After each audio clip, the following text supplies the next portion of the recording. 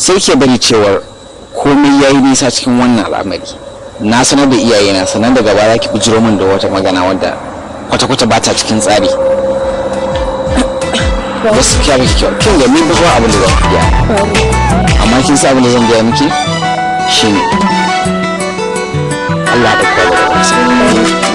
wallahi ba son rai na bane